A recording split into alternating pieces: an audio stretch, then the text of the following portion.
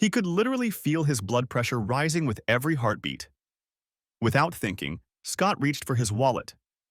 He pulled out an old, faded photograph and studied it carefully, comparing the facial features of the man he held in his hand to those of the man sitting just a few feet away. Without even realizing it, he took several deep breaths as his anger intensified.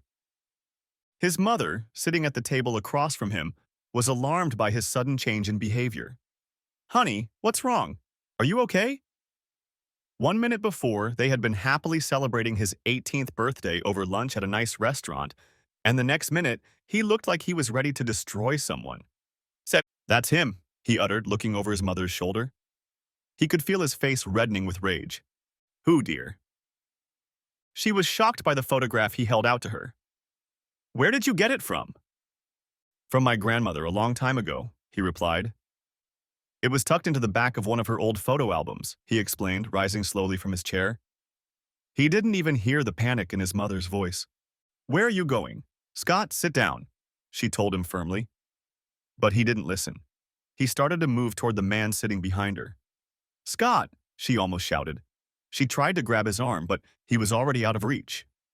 At the other table sat a well-dressed man in his late 40s.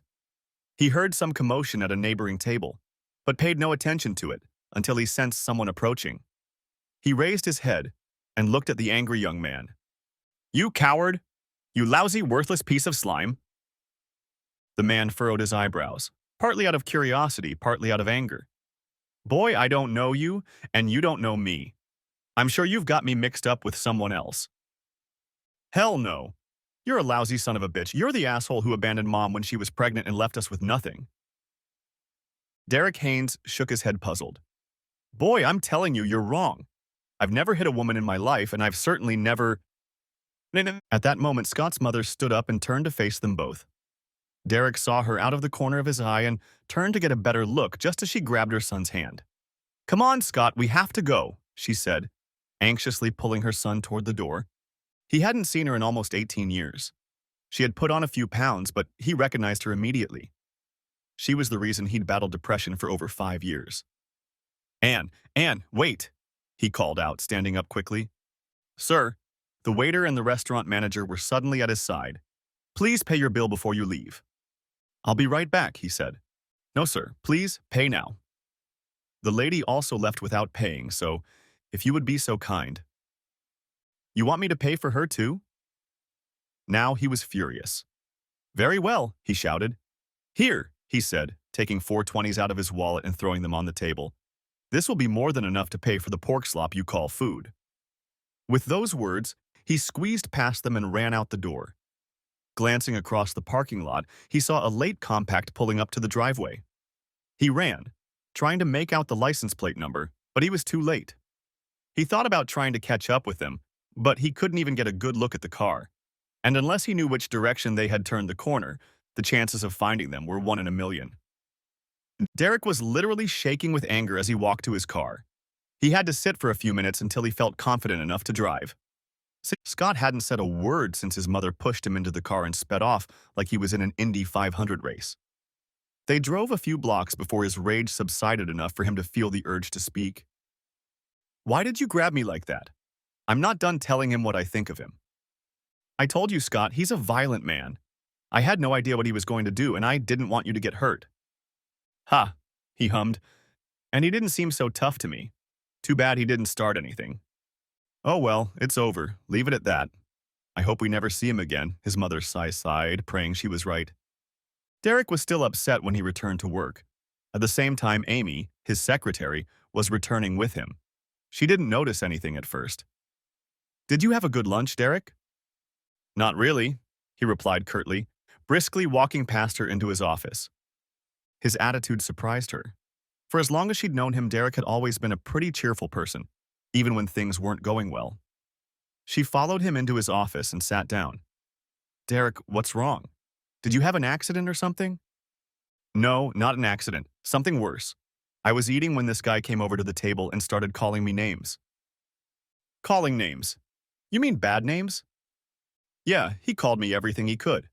I had no idea who he was, but I'm sure he wasn't done with the insults when my ex-wife showed up and dragged him out the door. I think that guy might have been my son.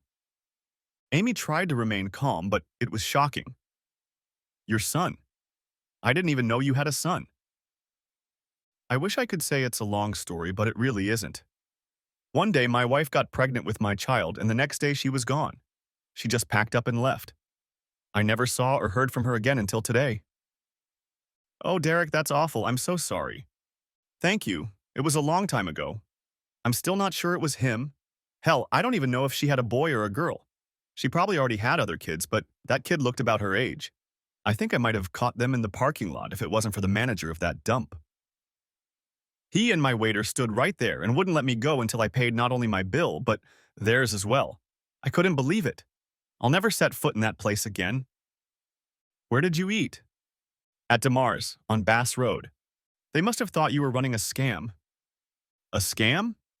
Yeah, think about it, Derek. 3 people are sitting at 2 tables. One is fighting with the other. 2 of them leave without paying for their food, and the third goes after them without paying for his. The 3 of you can jump in the car and drive away laughing your asses off. People do that kind of thing in restaurants all the time. I never thought about it, but it still pisses me off. Hell, now what? I don't think you know anything about tracking people down, do you? No, sorry, Derek. Try searching the internet. I'm sure you'll find something that will help. Yeah, that's a good idea. Okay, have you proposed to Kenny yet? Almost, she replied. I should have it done within the hour. Okay, don't worry about me and my problems. I need the proposal done by 3 at the latest. Let me know when it's ready. I will, Amy replied as she left his office. 45 minutes later, when she returned with the proposal, Derek was so absorbed in his computer screen that he didn't hear her enter. She surprised him when she placed the letter on his desk. I'm sorry, Derek, I didn't mean to scare you. It's okay. I was just following your suggestion. So far, I haven't found anything to help. It says everywhere to look for tax records, social security numbers, and the like, so I tried looking for her married and maiden name, but I haven't found anything. I tried to get the license plate number when they left, but they were too far away. How old is the guy who called you names? Well, if it's my son, I'm pretty sure he's 18. Okay, let's assume it's your son. He probably graduated from high school last year or this year, right? She didn't wait for his answer. What if you have a list of all the high schools in, I don't know, within a 10 or 15-mile radius and look through their yearbooks? You might be able to find one of them. Derek thought for a moment. That's very unlikely, Amy. I don't even know if they live in this neighborhood. I guess it couldn't hurt, though. I think the libraries have yearbooks of the neighborhood schools. I could try to do that, he said with a glimmer of hope. Scott tried desperately to calm down. The last thing he wanted to do was ruin the date he had scheduled for this evening. For the past 2 weeks, his girlfriend, Sandy, had been promising him a special birthday present. They had met a long time ago and had hit it off almost immediately. Of course, Scott, as a young, red-haired man, had wanted her on their first date, but she had rejected his attempts time after time. But on one of her birthdays, he finally got his way. That night, Derek couldn't get the young man out of his mind. The thought that it could have been his son brought back horrible memories of the night his wife had disappeared. All had not been smooth sailing in his marriage, and a few days before she left, he had suspected her of infidelity. Though her leaving seemed to confirm his fears, he still wasn't sure. He thought about his secretary's suggestion about the yearbooks. God, he thought, what are the odds? He had no idea if his ex lived in town or was just visiting someone. Her parents had moved out of town shortly before she disappeared. For a long time, he'd thought they were harboring her. At one point, his suspicions were so strong that he took a vacation and went to their home in Orlando, where he spent a few days. When his wife never showed up, he gave up and returned home. The next day was Saturday. The library was open all day, and on Sunday, the main branch was open for 4 hours. Finding nothing better to do, he decided to take Amy's advice. The next day, he was standing outside when the doors opened at 9 in the morning. He found 2 shelves of local high school yearbooks, some dating back 19 to 30 years. Of course, he was only interested in the last 2 years, which narrowed his search considerably. He sat down at his desk and began leafing through the last 2 years of 5 nearby high schools. It was almost noon when he closed the back cover of the last book to no avail. He walked up to the clerk's counter. "Excuse me," he addressed the young man. "I'm doing a little research on high schools in the Chicago area." Do you know how many schools have yearbooks in the main branch? Oh, wow, no, I don't know. Were you looking for any particular schools? Not really. All right. Sir, I know there are over 150 high schools in Chicago alone. Add the suburbs to that and you get 1,000 schools, maybe more. Oh, hell, he replied, getting frustrated. You're right, it would take forever. What you can do is go online. All the schools are putting their yearbooks online now. But even that seemed insurmountable to him. Okay, I appreciate the help, thank you. You bet, there has to be a better way, Derek muttered as he headed to his car. On the way home, he started thinking about the restaurant. If she ate lunch there, she probably worked there, or maybe she was a regular. He knew it was another unlikely theory, but sometimes in life, as in business, you just have to throw everything at the wall and see what sticks. By the time he got to his apartment, Derek had a plan ready. He hated going downtown on Sunday, but the main branch of the library was the only place that still had newspaper archives on microfiche, and he needed all the help he could get if he was going to pull off his bluff. That Monday, he told Amy that he might be a little late coming back from lunch. As he was entering the restaurant, his former waiter approached him. Sir, I'm sorry, but Derek didn't let him finish. I want to see the manager right away, he said firmly. I'm sorry, sir, but he's busy right now, and you're going to have to. If I walk out of here, I'll go straight to the police and charge you and your manager with aiding and abetting a kidnapper. That made the pimply-faced waiter freeze in place. He stuttered, searching for something to say, but Derek didn't give him the chance. The woman you interrupted the other day kidnapped my child, and she managed to escape thanks to you and your boss. If I don't talk to him right now, I'll be back with the police, and you both can talk to them. Derek could see that the waiter was clearly out of his depth, and that made him at least a little happy. Please wait here, sir. I'll see if the manager has time to speak to you, he replied in a shaky voice. A moment later, the young man returned and invited Derek to follow him. Derek walked boldly into the manager's office and sat down as if he were the boss. On the desk in front of him hung a nameplate with Stanley Murphy's name on it. He didn't know how much the waiter had told him, but Mr. Murphy showed no fear, only anger. So what's the matter? He asked.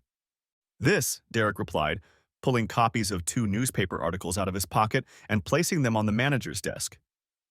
There was complete silence in the room for a few minutes as the manager read the articles.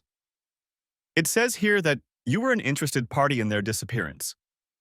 Yes, because the husband is always the first suspect in a situation like this. But as you can see sitting here in front of you, there was no evidence of any wrongdoing on my part, and I was completely exonerated. Unfortunately, by the time the cops got up from their seats to investigate, Anne had already escaped. I hadn't seen or heard from her in almost 18 years until the day we met at that restaurant. Did you notice that there was a warrant out on her for kidnapping? As you may or may not know, there is no statute of limitations for kidnapping. I could have caught her myself that day if you and your waiter hadn't intervened. And how were we supposed to know about this situation? I don't know. Maybe she's your girlfriend and you knew about everything. Maybe you helped her escape on purpose? That's ridiculous. I'm married with 2 kids. I don't. This isn't the first time a married man has had a mistress on the side, Derek objected. Like me, whether you've done something wrong or not, there's suspicion. I think at the very least the cops should be informed that you prevented me from pursuing my child's kidnapper. I'm sure they'll have questions. This story might even make it into the papers. Some of those investigative reporters are pretty damn good. Okay, you and I both know that the only reason we stopped you was to keep you from leaving without paying your bill. What? Not just my bill, but the bill of my son's kidnapper. Nothing like rubbing your victim's face in the dirt, is there? Did you and her have a good laugh afterward? It was obvious from the look on Derek's face that the manager realized that this situation could cause some very bad press. Okay, what do you want? Money, I assume? Jesus, you're dumb as a rock. How did you even get to be a manager? This is my son we're talking about. No, I don't need money. I need your cooperation. I want to know if she's been here before, or her, or the boy. I want to know if you have her credit card receipts. Derek pulled out an old photograph he used to print posters, asking for information about her whereabouts at the time of the crime. Here, he said, holding it out to the manager. I realize it's an old photo, but it hasn't changed that much. I want you to ask your employees if they know her and if they've seen her here before. And if she shows up again, call me at once. Here's my business card. My cell phone number's on the back. So are you helping me or not? Yes, of course, and I apologize to you. We had no idea what was going on that day.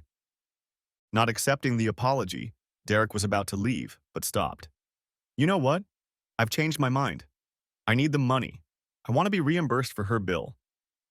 The manager nodded to Derek, pulled a piece of paper from his desk drawer and wrote on it. Then he pressed the intercom button. Julie, ask Billy to come into my office, please. A minute later, the pimply-faced waiter was there. Billy, take $80 from the register, give it to this gentleman and replace it with this cashier's check. He turned to Derek. Go with Billy and he'll give you your money back.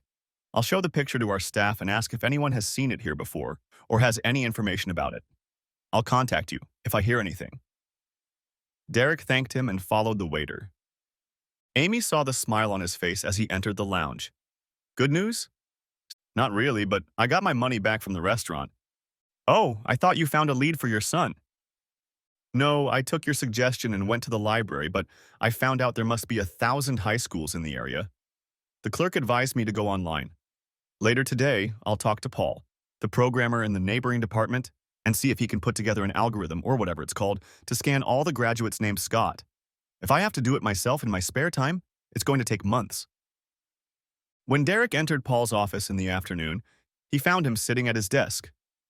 Hi, Derek. Have a seat. What can I do for you? Yeah, Paul, I need your help with a personal matter. I'll pay you, of course. What do you need, Derek? I'm looking for an 18-year-old kid named Scott.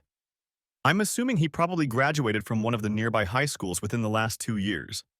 I need a program that will scan the high school graduates and pick out all the Scotts. How many schools are we talking about? I don't know.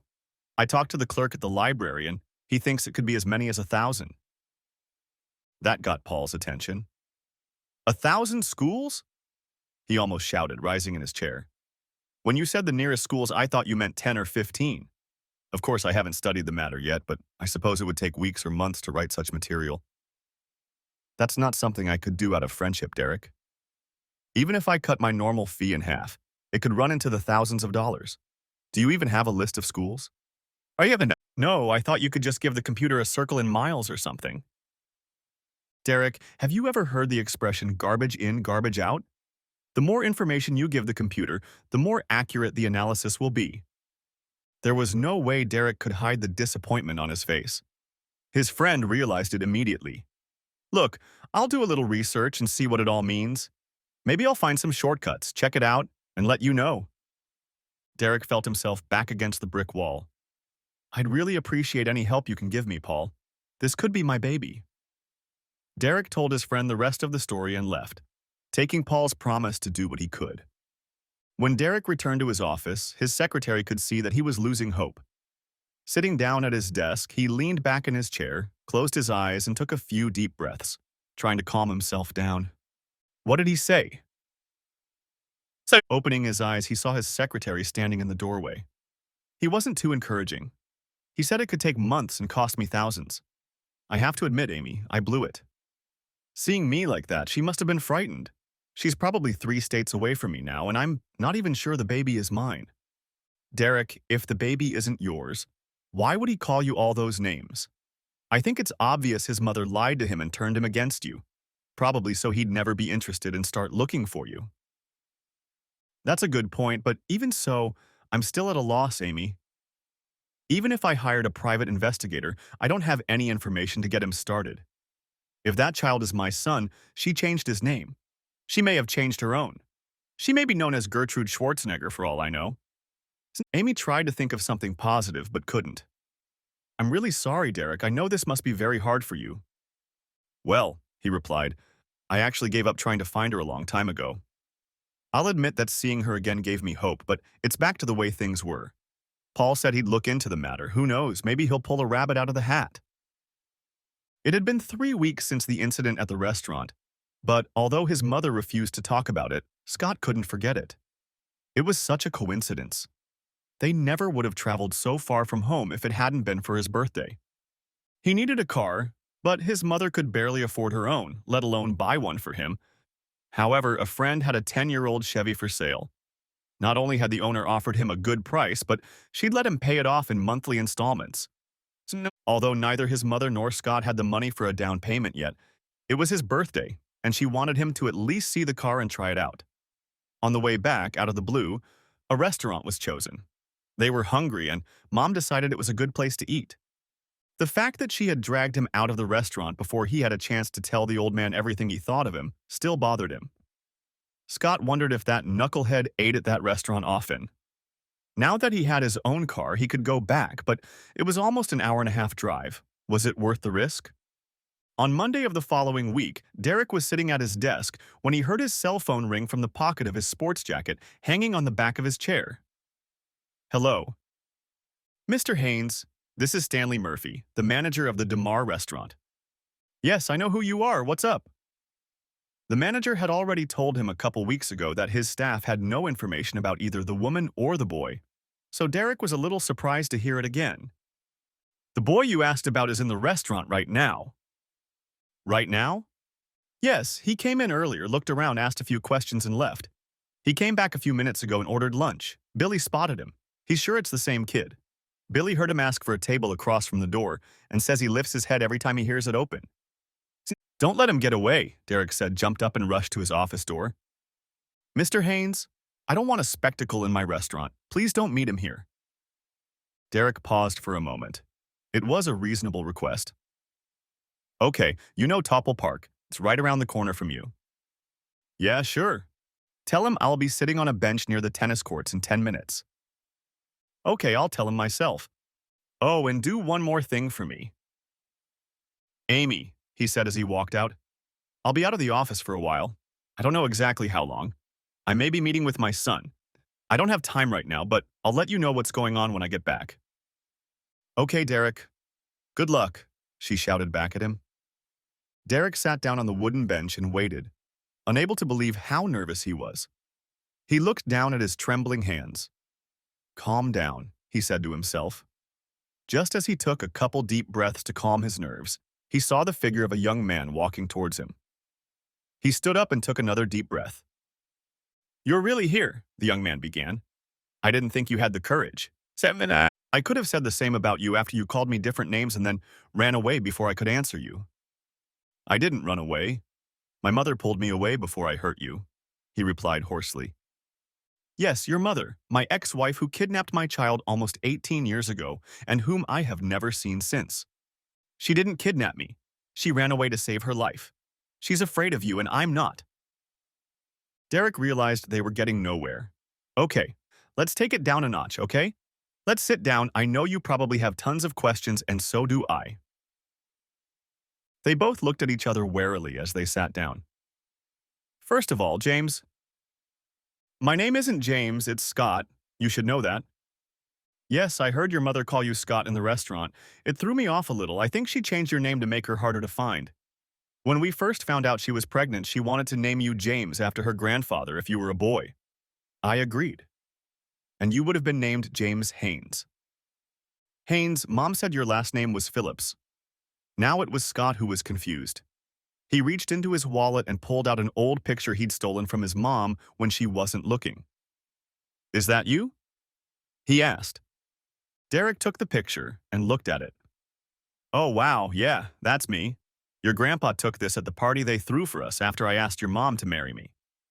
He looked at Scott. It was sort of a welcome to the family thing. I'm surprised your mom let you keep him. She didn't know I had it. Derek reached into his pocket and pulled out his wallet. He pulled out an ID card and held it out to Scott. What's this? My driver's license. I want you to make sure I'm not lying to you about my name. Scott looked at the ID and held it back out. Okay, your name is Haynes, and what does that prove? Your mother has obviously told you a lot of untruths. At the restaurant, you accused me of beating people up.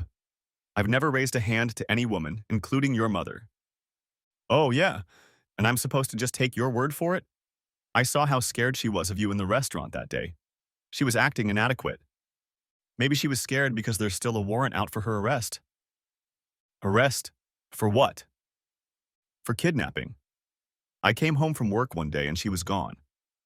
After a while, I started to worry. I had no idea what had happened to her. I went to the police to file a missing persons report, but one of the policemen said that if I really wanted to find her, I should charge her with kidnapping. I didn't know what else to do. A thought suddenly occurred to Derek. Scott, could you wait here for a minute? I have something in my car that I want to show you. It's over there, he said, pointing to a parking lot 50 yards away. It'll only take a minute. Yeah, go ahead. Derek half walked, half trotted to his car. He reached into the glove compartment and pulled out what he was looking for. After I saw you at the restaurant that day, I went back there to ask the manager for help finding you. I copied these articles from the newspaper as proof of what I was going to tell him. The first article is almost 18 years old, he said, holding them out to Scott. And they wrote the second one a year later. Scott started to read, but didn't get far before he looked up at him. Derek realized he'd gotten to the part that said he was a person of interest in his wife's disappearance. In situations like this, the cops always suspect the husband of foul play, but you are living proof of my innocence. Scott finished reading the first article. I don't believe you when you say you never touched my mom. What other reason could she have had for leaving like that? I think she had a boyfriend, Derek replied. All the signs were there. I was going to meet up with her, but she left before I could. As he finished reading the article, Scott dropped his hand to his lap. He could hardly hold back the tears. It came out that his mother had lied to him his whole life. He ran his hand over his nose and, snorting, began reading the second article. It was even worse. The next article talked about the torment and trauma his father had gone through. It was hard for him to look his father in the eye. Can I keep this? Scott asked, still looking at the newspaper clippings in his hand. Yes, of course. You mean you never hit Mom, put her in the hospital, threw her down the stairs? Derek looked a little surprised. Stairs? What stairs? We lived in a small 2-bedroom house on a quarter-acre lot. We had no stairs, unless you counted the 2 small ones on the back porch. And your mother never saw a hospital while she was married to me. Scott's heart was breaking, thoughts swirling in his head, and he didn't know who to believe. His mother had raised him. She had told him horrible things about the man sitting next to him, things that fostered hatred and revolution. Was it really all a lie? He straightened his back and looked Derek in the eye. Okay, you've made your argument, but I'm not going to just call you Dad, he said, still with a hint of anger. I understand. Can we at least exchange phone numbers? After all this, I don't want to lose touch again. I'm not going to give you mine. Not yet, anyway. But you can give me yours. Scott thought for a moment. Is there really a warrant out for my mom? Yeah, as far as I know, he's still at large. Can you get it canceled or annulled or whatever you call it? I don't know. I'm not sure. You prove to me that the warrant no longer exists and that she won't be arrested, and I'll give you my phone number, but only after that. Okay, I'll see what I can do. Here's my business card. On the back is my cell phone number and personal email address. When can I expect a call? I don't know exactly. I have some questions for my mom, probably in a week or two. In the meantime, do something about that warrant. Even if Mom admits she lied to me, you and I will never have a relationship if I have to worry about her going to jail. And I need some kind of proof, something that says the warrant has been extinguished. Okay, I'll start working on that. Both men stood up. Derek held out his hand and Scott thought for a moment, trying to decide if he really wanted to shake it. He had hated this man his whole life, but now it seemed that hatred was misguided. He took Derek's hand in a firm grip and gave it a quick shake before turning and walking back towards the restaurant. Derek was unspeakably happy to see his son after all these years, but at the same time worried that the boy's mother would convince him of his lies again, convince him never to call or contact him again. Amy waited anxiously at her desk for her boss to return. She was married with 2 children and couldn't even imagine how he felt. Have you seen him? She asked as soon as he appeared in the doorway. Yeah, he seems like a nice kid, but he's not doing well. You wouldn't believe the lies Anne told him. She told him I threw her down the stairs, and there are no stairs in our house.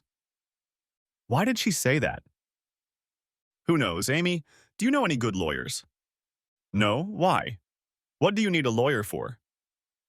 Scott is worried about Anne going to jail. He won't even talk to me until I get the warrant lifted.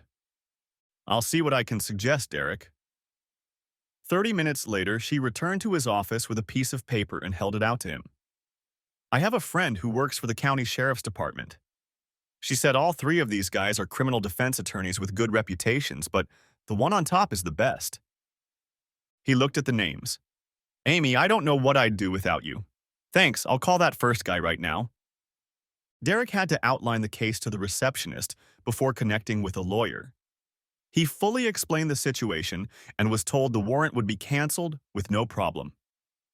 Both the district attorney who filed the charges and the judge who signed the warrant were long retired, he said, and since the warrant had been sitting unmoved for so long, he couldn't imagine a judge who just wouldn't sign it. He would take care of the paperwork and submit it to the court at the end of the week. Derek was now $1,200 poorer, but he didn't care if it meant maintaining his relationship with his son. Late Friday night, he heard his cell phone ring again. Hello? Mr. Haynes, this is Julie from Mr. Beck's office. He asked me to tell you that he had no trouble getting the warrant for your ex-wife's arrest canceled. I have the receipt and the papers for the canceled warrant as evidence.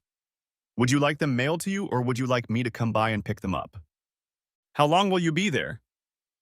I'm here until 5. I'll see you in half an hour. 25 minutes later, Derek walked into the lawyer's office and picked up the documents. Now all he had to do was wait for his son to call again. Scott, are you okay? You've been awfully quiet since you got back from your trip recently. Where did you even go? You've been gone a long time. I was just driving around, Mom. Wanted to get used to the car. How is it? Does it drive okay? Yeah, it runs great. Thanks again.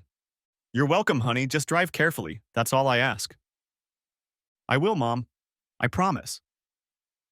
That evening, Scott's mother wasn't the only one who noticed that he had become quiet. Sandy sensed something was wrong, too. Scott, what's wrong? Did I do something wrong? You've been really quiet the last couple days. Since their meeting on the park bench, Scott had been trying to act normal, but he clearly wasn't very good at it. He just couldn't stop thinking about what he'd been told. He didn't want to believe it, but his father had been very convincing and the newspaper articles pretty much backed up his story. He almost confronted his mother a couple times, but then backed off. He just wasn't ready yet. He wanted to talk to Sandy about it, but he and his mother had become very close over time, and he wasn't sure he could trust her not to say anything. In the end, he decided to skip the bullet. He needed someone to talk to. It was eating him up inside. Sandy, if I tell you something very important, can I count on you to keep it to yourself? Especially, you mustn't tell my mom. I need your solemn promise. She looked at him skeptically. Jesus, Scott, what have you done? Does this have anything to do with the car? No, it has nothing to do with the car, and I haven't done anything. Well, nothing wrong anyway. Do you promise? I'm serious, Sandy. If I can't believe you won't say anything, then I won't tell you. Scott, we're a couple, and couples aren't supposed to keep secrets from each other. True, but we're also supposed to be able to trust each other. If I tell you and it gets to my mother, I'll never be able to trust you again. She pondered this for only a few seconds. You're right, yes. I agree to keep it to myself. That's it, he thought to himself. I saw my father the other day, my real father. I know, you already told me that. No, I don't mean when we ran into him at the restaurant. I've seen him since then, just a few days ago. And what did you do? You didn't beat him up, did you? No, we sat and talked. Sandy, his version of what happened is very different from what my mom always told me. And I'm inclined to believe him. I know she lied about his last name. It's not Phillips, it's Haynes. He showed me his driver's license. He also gave me some newspaper articles that were published when Mom left. According to them, she gave him hell. And what Mom always said about him throwing her down the stairs, according to him, there were no stairs in that house. He thinks she had a boyfriend and ran off with him. I wonder if it was Jack. When I was little, I thought he was my father, but when he left, she told me he wasn't. I was only 4 or 5 at the time, and my mom said he was just a friend who helped her get away from my real father, who treated her badly. From then on, every time I asked a question about my real father, she just said he was an abusive man, and she didn't want to talk about him. Sandy wasn't convinced. So does that mean you met this guy once and you're willing to throw your mother under the bus? First of all, he replied with reproach in his voice. He's not that guy. He's my father. And secondly, I don't throw anyone under the bus, but I think I deserve the truth. She couldn't argue with that, but she had a good relationship with Anne and she didn't want to see it ruined. Scott, I'm sure your mother lied about the names to protect you. Yeah, okay, I understand. But she could have told me the truth when I was old enough to understand. She didn't need to keep lying about it. I'm just wondering how much of what she told me was a lie. You know there's a warrant out for her arrest. What, a warrant? For what? Kidnapping, yeah. He had a warrant for my kidnapping when she left. I don't want my mom to go to jail, so I told him he should drop the warrant if he wants to see me again, but I think it lends more credibility to his story. I'll tell you, Sandy. If you had been there and seen him, I think you'd believe him too. He just doesn't look like the man Mom described, not at all. Scott, this is your mother we're talking about. Whatever she did it because she loved you and wanted to protect you. Don't forget that. Yeah, I know, it's just, I don't know. What if what he says turns out to be true and she's been lying to me all this time? Hell, Sandy, he lives an hour and a half away. We could have had some kind of relationship when I was growing up. Well, you need to talk to your mom, Scott. Thinking about what's true and what's not is not going to lead to anything good. I know you. You won't rest until you get answers, so talk to her. Tell her what he said and see what she says. I'll talk, but only after I'm sure there's no warrant, just in case she freaks out and goes after him.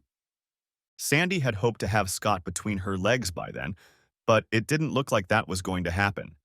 Instead, she suggested going to the show. Maybe it will distract you for a while, she said. By the time the show was over, it was too late to get a room, but that didn't mean they couldn't find a quiet place to park. It had been over a week since Derek had gotten the arrest warrant canceled, and there was still no call from his son. He was starting to worry. What if his mother discouraged him from talking further? What then? How would he find them? Amy tapped on the wall next to the open door to his office and poked her head inside. Derek, did you happen to give your son our work email address? He hesitated. Yeah, I gave him my business card. Why? Go to your email. I think there's a message from him there. Derek's eyes widened with anticipation. He hurriedly went into the mail and scanned the list until he found an unfamiliar email and opened it. Did you get the canceled warrant? Yes, I did. I have the proofs.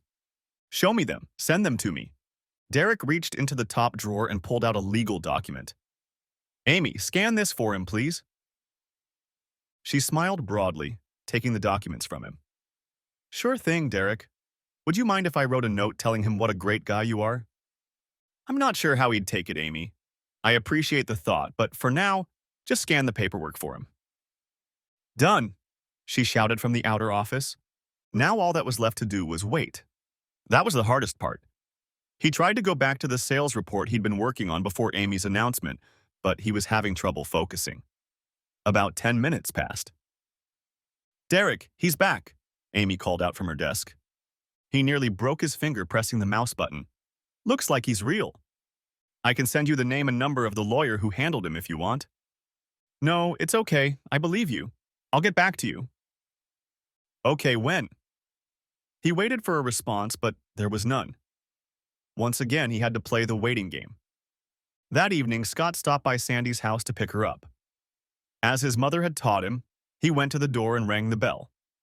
Sandy's father answered and gestured for him to come in. He didn't say anything, but Scott got the impression that he knew what they were doing. I think they know, he said as soon as they got into the car. She realized what he was talking about. She'd gotten the same impression. Honey, we're both over 18. They'd be fools not to guess what we've been up to. Besides, I think Mom heard me on the phone the other day. I talked to our family doctor and got a prescription for birth control pills. Really? Yes, she said with a wide smile. Scott hated the thought of having to face his mother. All his life she had tried to be a good mother to him, and sometimes she had been a substitute for his father. He was grateful for everything she did, for all the sacrifices she made for him, but he had to know the truth. He knew he couldn't put it off any longer. He wanted her to be calm, so he waited until the weekend when she was free from work. He gave her Saturday to relax. It was a Sunday afternoon he would never forget. Mom, I need to talk to you about something very important. She reached for the remote and turned off the television with a slight sigh. She had expected this and was sure she knew the topic of conversation. After all, what could be more important to a young man than wanting to marry the girl of his dreams, but she wasn't ready to give that up just yet. She had already rehearsed her speech about waiting and hoped it would convince him to stay single for a few more years. What she wasn't prepared for was her son's reaction when she asked what he wanted to talk about. "I want to know the truth, Mom. Please don't be angry, but I saw my father a couple weeks ago. I talked to him, and his story is very different from yours. He has newspaper articles from back in the day that say you just walked out. One of the articles says the cops thought he killed us. He went through hell. His friends abandoned him, and he lost his job. When the cops finally let him go, they issued a warrant for your arrest on kidnapping charges." She sighed. I had no idea there was a warrant for my arrest. Don't worry, I asked Daddy to cancel it. He said he thought you left with some guy. Was it Jack?" Tears were already coming to Anne's eyes. Every day of the previous 18 years, she had lived in constant fear of this moment, praying it would never come. But it had. She knew her son wasn't an idiot. Trying to keep lying was hopeless. It was time to pay for her sins. The truth she was about to reveal would be bad. But even then, she wouldn't be able to tell him the whole truth. What she would tell him would be hard enough for him to hear as it was, and the whole truth would probably turn her son against her for life. "Yes, honey, it was Jack." "Mommy, how could you do that? It's not like Daddy ever hit you, threw you down the stairs or anything." "No, honey, I'm sorry. Your father never raised his hand to me." "Then why?" He started to break down into a scream. Tears flooded his eyes and streamed down his face. "Why do you say things like that? You ruined his life for years. He could have been put in jail for something he never did." His mother felt not only her own agony, but her son's agony as well. She felt slightly dizzy and had to take several deep breaths. "I didn't know about it, sweetheart. I had no idea they would try to accuse him in such a way." "Then why all the lies about him treating you so badly?" "I only told that to your grandparents. I needed an excuse. I couldn't tell them I had fallen in love with another man. They would never have accepted it. They would have disowned me. And I wanted you to know your grandparents. That lie worked so well on them that when you got older and started asking questions, I told you the same thing so you wouldn't hate me. I'm sorry, sweetheart. I'm sorry. He lives in Arlington Hills, Mom. He works near the restaurant where we saw him. Even if you didn't want to be married to him anymore, he and I could have had a relationship. We could be father and son, go to games together. He could come to my graduation." "I know, honey. I've been acting selfish, but I've tried to make up for it.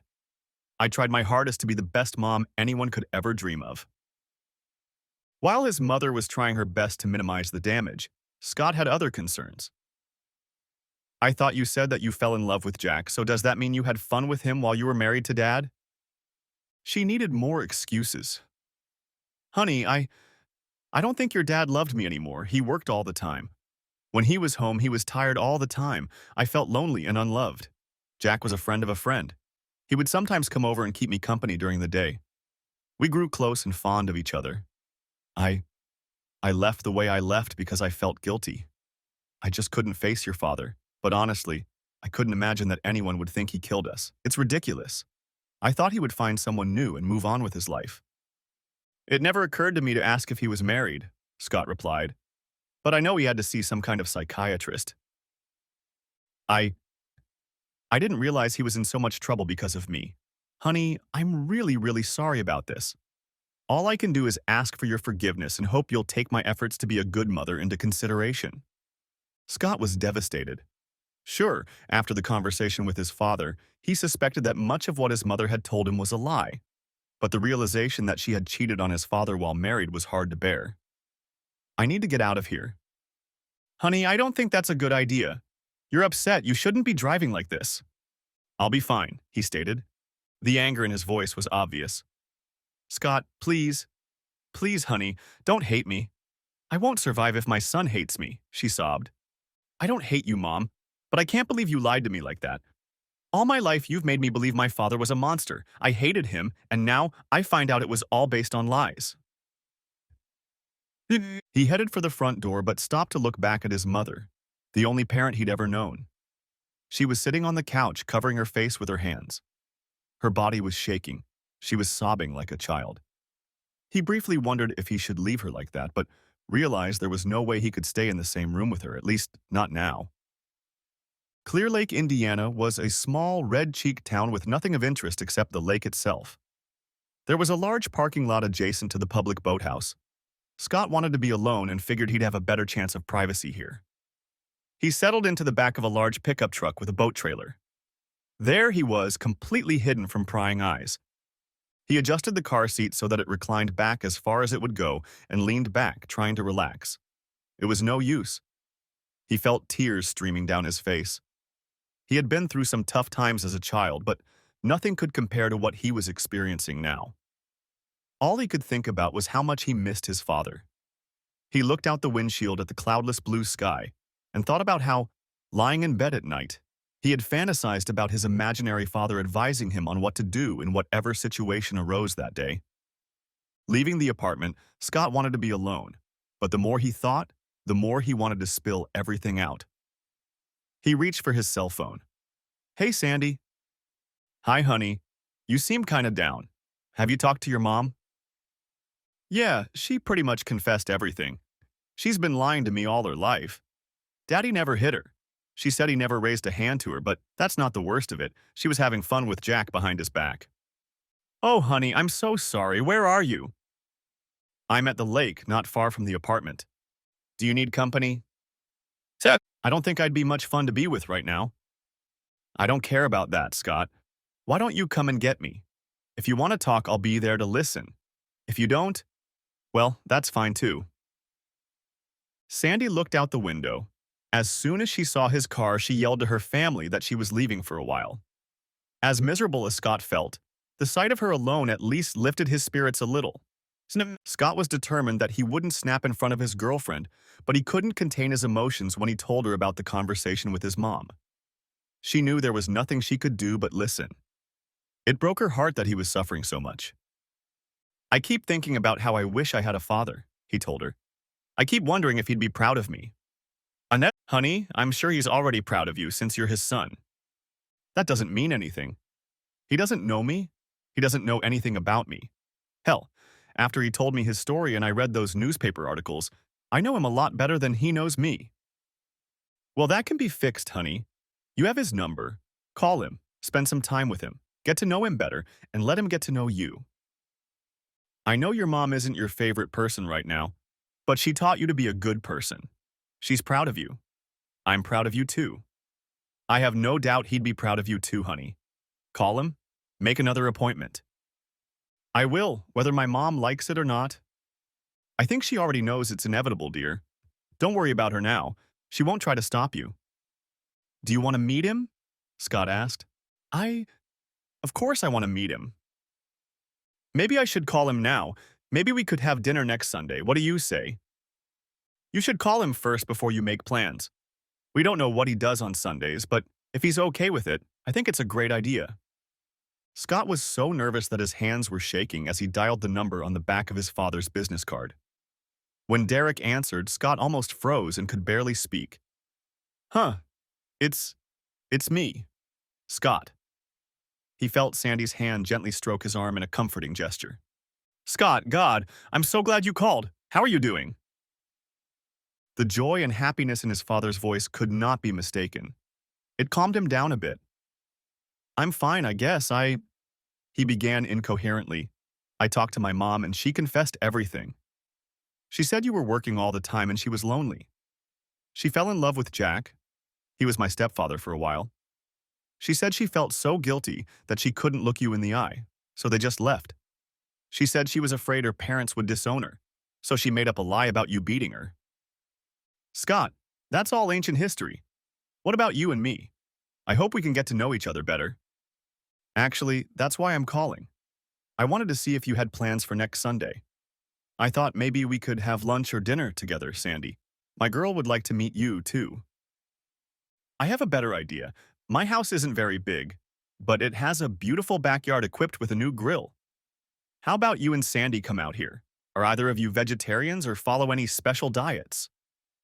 "No, nothing like that," Scott replied. "Okay, what do you like?" Scott looked at Sandy and quietly asked if she wanted anything.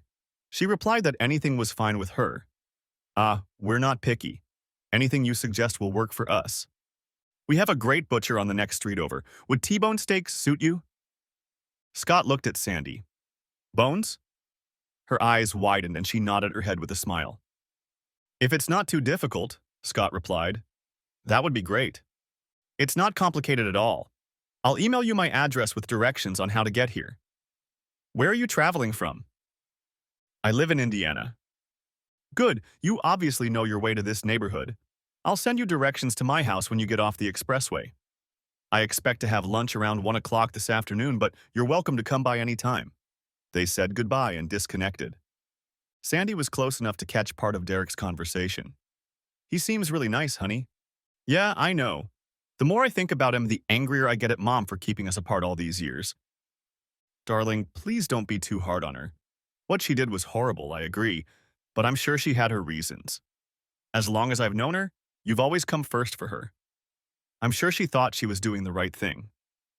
Sandy, I know you're on her side. She immediately stepped in to correct him.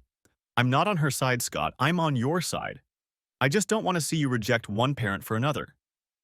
All this time, you've only lived with your mom. Wouldn't it be nice to have her and your dad in your life for a change?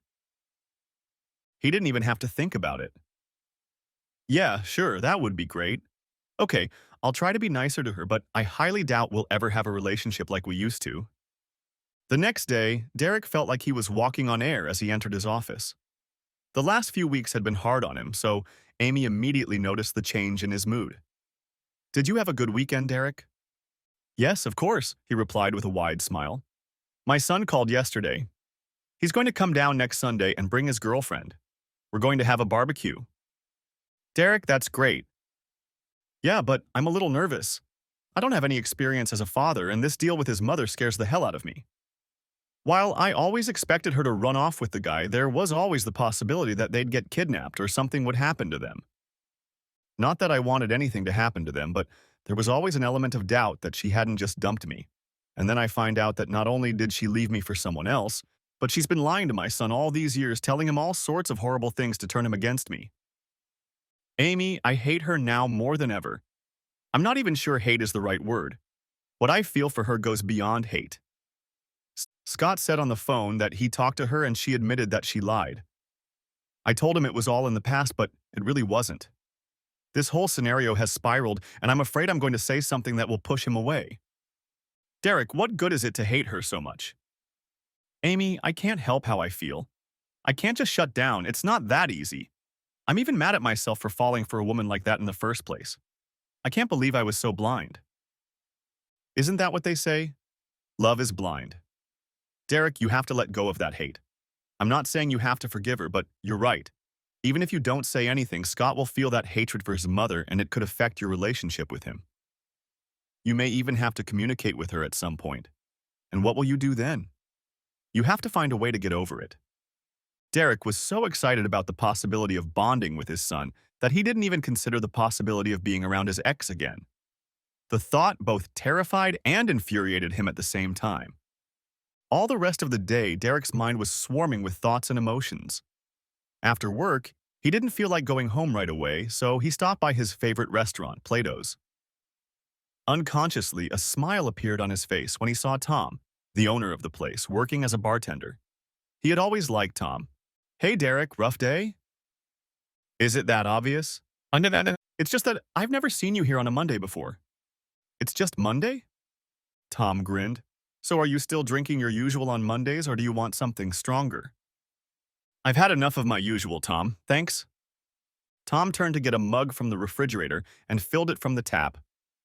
Here you go, he said, placing the icy mug in front of Derek. So what's got a successful entrepreneur like you so knocked out? According to Reader's Digest, my ex-wife. For the first time in 18 years, I have a chance to have a relationship with my son. But I'm afraid the intense hatred I have for my ex-wife will ruin everything. Why do you hate her so much? It's a long story, but to summarize, she left me when she was pregnant with my son. No note, no warning, no nothing. I came home from work one night and she was gone. I never saw her again until we happened to run into each other at a restaurant a few weeks ago. Wow, yeah, that's even worse than the story with my ex-wife. What did yours do? Hit me with a sharp object, see? He said, stretching out his right forearm so Derek could see the scar. Holy cow, Tom, did she just do that? No, she didn't just do that. I almost destroyed her boyfriend, he grinned. Oh, Derek replied with a smile.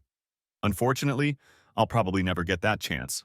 My ex ran off with a guy named Jack Wilson, but he's on the run now, too. He dumped her a few years after she dumped me. Ha, poetic justice, as they say. Yeah, I guess, but that doesn't help my situation. Suffice it to say, there are other circumstances, but I've never known I could hate someone the way I hate her. It scares me.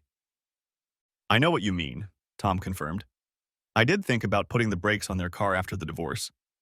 Then I thought that if I was lucky, they'd kill some other poor bastard and they'd survive. You should see a psychiatrist. That's exactly what I did. Ha! Derek grinned. I went to one for 5 years after she left me. That guy really helped me. Did he help you? Well, he was a she, but yeah, she helped. Not to mention I ended up marrying her sister. Derek laughed at this turn of events. Is she still practicing? Yeah, she says she's going to keep practicing until she gets her way, Tom replied with a chuckle. He grabbed a napkin and pen from behind the bar. I don't have her number handy, but here's her name. Her office is just off North Avenue in town. Thanks, I think I'll give her a call, he said, finishing his beer. They said their goodbyes, and Derek headed home. This week had been hard on both Scott and his mother. He hardly spoke to her at all.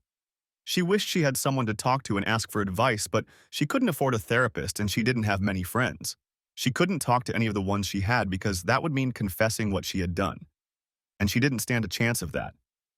She hated going to bed at night when there was nothing to distract her. No matter how tired she was, she lay alone with her thoughts and regrets. She kept telling herself that she must be out of her mind. Derek may not have been the most interesting guy in the world, but he loved her. There was no doubt about that. If she'd had as much common sense and maturity then as she had now, she would never have cheated on him.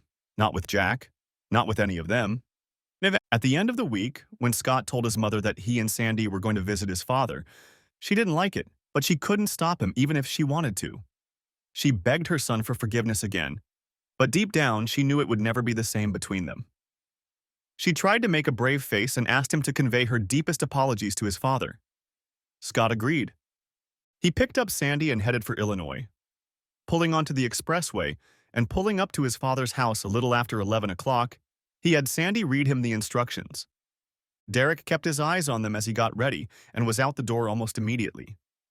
As he greeted them, he felt like a kid at Christmas, almost running off the porch. He didn't want to rush things.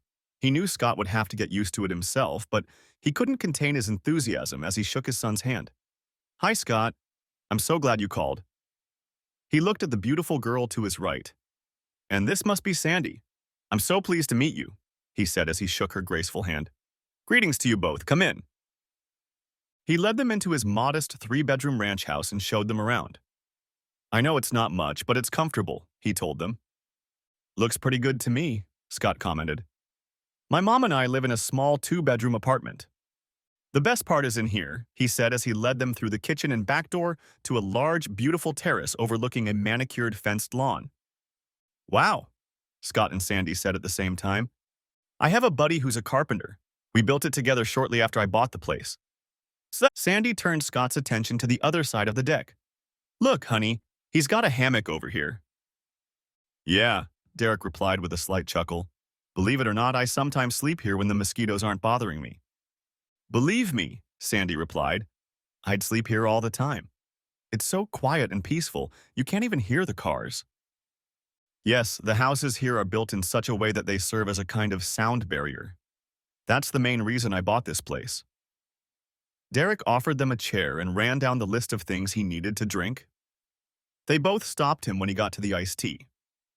Leaning back in his chairs and relaxing, Scott began to take it all in. Man, this is really good. Yeah, Sandy agreed. I'd get used to it real quick. Well, you know you're welcome anytime. Trying to fill the silence, he unwittingly broke his father's good mood. Mom said to tell you she's sorry for what she did. The mere mention of the woman who had caused him such pain was like nails on a chalkboard to Derek, but he managed to contain his anger. Tell her thanks, he said, hiding his feelings perfectly. But why don't we just focus on ourselves? Are you working? Yeah, Sandy cut in. It's more like slavery. I work for a roofing company, Scott continued. Boy, that must be unbearable on hot days. I hope they pay well. Not really. I make a couple bucks more than minimum wage. That's it? Yeah, I'm just an intern. Most of the time I just haul shingles and materials for the guys on the roof. Wow, I guess you could say you're not afraid of hard work, Derek said admiringly. Sandy, what about you? I work as a cashier at Target. She makes almost as much as I do, Scott said. And you? I'm an independent representative for Leica. They make an incredible array of products, from radar and mapping devices to the world's best cameras. They're world-renowned for the quality of their optical lenses. That's what I cover. Mostly I sell cameras, microscopes, and binoculars. I bet not many people buy microscopes. I don't sell anything to people, Scott. I sell to companies and large corporations. I sell microscopes to hospitals, universities, science labs, and so on. They range in price from $65,000 to a few thousand. $65,000 for a microscope? Marveled Scott. That's as much as mine costs. There are others that cost a lot more. Titan makes one that costs over $6 million. Most of the microscopes I sell cost between $4,000 and $6,000 apiece, but I rarely sell just one or two. A college or hospital usually buys 50 to a few hundred pieces. Enough about work. Aren't you guys hungry? I've got salad in the fridge and some potatoes in that little burn pit. Have you ever tried potatoes smoked and roasted in a pit of burning leaves and chips? Scott and Sandy looked at each other, then at him, and shook their heads.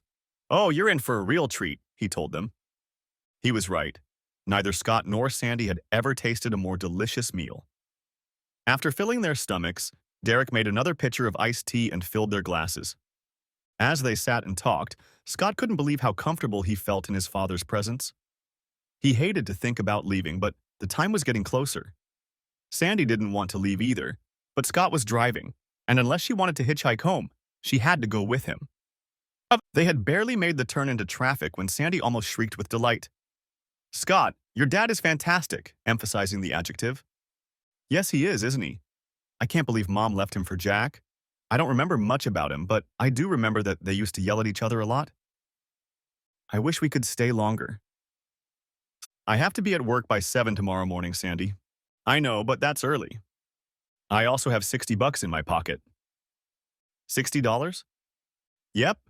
And a room at the Days Inn on Highway 41 is only $48. $52 with tax, he said with a smile. Sandy suddenly saw the logic in leaving early. She reached up and kissed him on the cheek. You're just terrific, big boy. Scott's mother had been tormenting herself all day with one horrible thought after another. When he walked in, she had a million questions for Scott. Hi. Hi. Are you hungry? There's some chicken in the fridge. After dinner at his dad's, Scott wasn't going to eat until breakfast, but he and Sandy had worked up an appetite, so he threw a couple pieces of chicken on a plate and stuck it in the microwave. So, how'd it go? Scott didn't answer right away. When the timer rang, he picked up his food and sat down at the kitchen table. I can't believe you left him for Jack, he finally said. He's got a beautiful house in Arlington Hills. You should see the deck in the backyard, it's very nice. He has his own business, and I think he makes a lot of money. That wasn't what she wanted to hear. She had hoped her ex would live in an apartment like they did, but she had more questions. Is he married? I don't know. I don't think so. He didn't mention a wife, and he was the only one we saw. I was going to ask a couple times, but then we started talking about something else, and I forgot. He took a bite of chicken, and she reminded him of the dinner he'd had a few hours ago. Mom, have you ever had fried potatoes from the pit? The question brought her back to the time when she and Derek had first gotten married. The memory made her smile. Yeah, he learned that from his mom and dad. Is it good? Delicious. He finished the chicken and put the plate away in the sink. I'm going to read for a while and then go to bed. We'll be working on the roof in Porter tomorrow, so I'll have to get up early. Okay, good night, sweetie. Good night, he said, and retired to his room.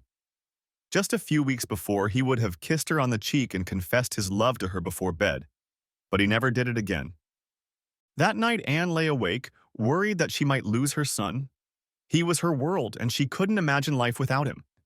She wondered what would happen if she told Derek the whole truth. But if Scott found out, it could ruin her relationship with him forever.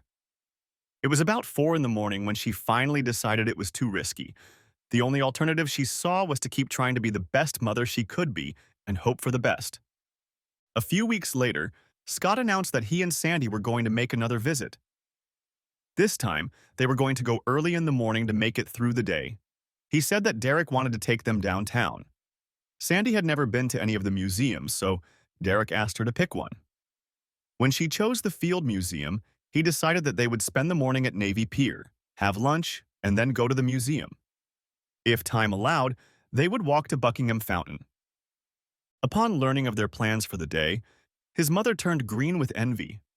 She had regretted many times in the past the choices she had made in marrying, but never as much as she did now. She forced herself to smile, told Scott to drive carefully, and cried after he left. Even after the wonderful time they'd had last time, Scott was still a little wary of spending the whole day with his father. Sandy, on the other hand, was as excited as a kid in a candy store. She had only been to the big city, as her folks called it, 3 times in her entire life, and those were only quick trips back and forth. Her father didn't know the city very well and was terrified of traffic. This time, pulling up to Derek's house, they parked next to his car. Last time, it was parked in the garage. Both Scott and Sandy were impressed with the new Lincoln Aviator. Derek met them at the door and asked them to come inside for a drink before they left. After stopping by the restroom, they climbed into the Aviator. Derek at the wheel and Scott along with Sandy in the back seat. Neither of them had ever ridden in such an impressive vehicle before. Sandy spoke first. "It's a really nice car, Mr. Haynes." "Seconded," Scott added. "Thanks. I've only had it for 3 months, but so far I'm very happy with it. It's a plug-in hybrid. Believe it or not, it gets over 50 miles on 1 gallon of gasoline. With a full charge and a full tank, it has a range of over 1,000 miles. I travel a lot in my line of work, so it's nice to not have to stop at gas stations as often. It's also comfortable to drive." "Jesus," he heard Scott mutter. He found a radio station that everyone liked, and they drove downtown. Both Sandy and Scott were fascinated by Navy Pier. At first, they just wandered around it window shopping and slowly made their way along the pier until they got to the giant Ferris wheel. Derek surprised them. "Okay, you two. Here are your tickets. I'll wait over there," he said, pointing to an empty bench. "Did you get us tickets?" "Sure did, Sandy. You can't come to Navy Pier and not ride the Ferris wheel." They thanked him, and Scott took Sandy's hand, but she hesitated a little. I don't know, Scott. I rode the one at the county fair, but this thing is huge." "Come on, Sandy. Don't worry. Hundreds of people ride that thing every day. I want to see the view from the top." "Oh, okay, but if I die, I'll come back to haunt you," she joked, but in a shaky voice. He could almost feel her fear as they climbed into the enclosed gondola. He wrapped his arms around her and she pressed herself against him. Her body tensed when the ride started with a slight jolt, but by the second time, Sandy had stopped being afraid and was enjoying the views. "Look, isn't that the Field Museum?" "Yeah, I think so." "Oh, Scott, look over there. I wonder what that is." "I think it's Soldier Field, where the Bears play soccer." "Oh my gosh, Scott, that's so interesting. I hope we get to go back there someday." He pulled her to him, and she rested her head on his shoulder and began to fantasize about their future together. It was about 11:30 when they got off the ride and found Derek. "Are you guys hungry?" Scott answered for both of them. "Yeah, kinda." "Okay, follow me."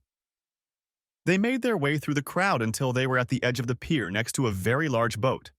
The name on the side read, Odyssey. While Sandy's mouth remained open, Scott asked, "Are we going to have lunch on the boat?" "Yes, it's a dinner cruise.